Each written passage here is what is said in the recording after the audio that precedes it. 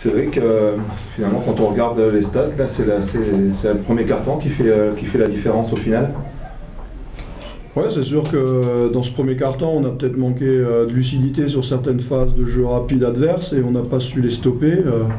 On n'a pas su utiliser notre potentiel à divers niveaux, malheureusement. Et cet écart, finalement, est conséquent. On perd de 10, on a -7 à -7 au premier quart-temps. Quand on voit qu'on perd le deuxième de 2, le troisième de 1 et qu'on fait égalité dans le dernier avec malheureusement la sortie de Mousse et d'Hakim dans la deuxième mi-temps, je trouve qu'avec les moyens qu'on a, on est arrivé à rivaliser d'une manière plutôt efficace face à cette équipe du Portel qui est quand même qui évolue d'une part dans un magnifique écrin et avec un public vraiment chaleureux et avec une équipe où chaque joueur a des qualités phénoménales. Hein. Donc déjà à l'aller, je trouvais que c'était à mon avis une des meilleures équipes du championnat de toute manière.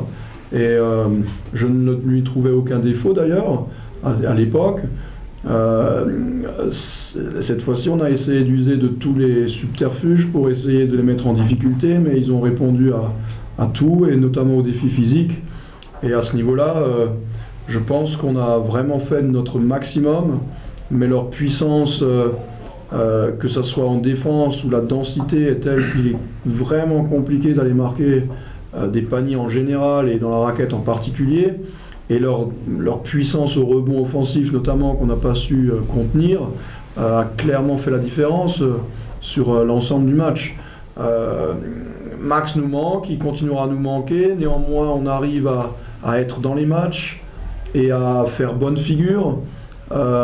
C'est bien mieux que de perdre de 20 points parce que c'est en théorie ce qui nous sépare d'une équipe comme le Portel.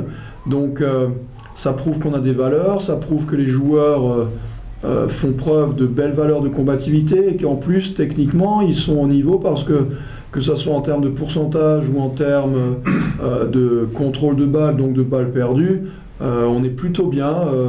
Et je tire un grand coup de chapeau à ces joueurs qui malgré la difficulté, on arrive à être dans ces matchs et on arrive à faire bonne figure, et j'en suis très heureux, et j'espère que maintenant on va passer à la vitesse supérieure et jouer les matchs de notre championnat. Tous ces matchs-là contre Évreux, contre le Portel, ce sont des bonus pour nous. On vient pour faire un coup, on fait le maximum. Les joueurs ont bien répondu, mais derrière, ce qui est important, c'est maintenant Orchy, Lille, Roanne, tous ces matchs-là qui comptent d'une manière vraiment importante. Il y a eu cette quatrième période où vous avez enchaîné des stops défensifs. Malheureusement, offensivement, il n'y a pas eu la capacité à recoller au score. Oui, c'était difficile. Après, notre roster a un peu évolué au cours de ce dernier quart-temps. On n'a pas pu mettre la même intensité physique, notamment, la même densité sur le terrain. Mais je trouve que, mine de rien, on ne le perd pas ce dernier quart-temps et nos valeurs y ont fait beaucoup, en tout cas. Et donc là, tu le disais, il y a ce championnat, votre championnat qui arrive avec notamment dimanche Orchy, qui est un premier vraiment test dans cette course au maintien. Oui, toutes les équipes sont difficiles à jouer. Orchy en fait largement partie. On est capable de gagner les fameux matchs bonus.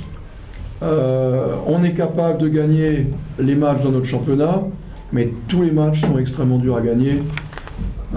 Le classement le prouve. Ça va être indécis pendant longtemps, jusqu'au bout. Perdre un match ne sera pas la fin du monde, mais en gagner, ça apportera vraiment beaucoup de satisfaction et beaucoup d'air au classement.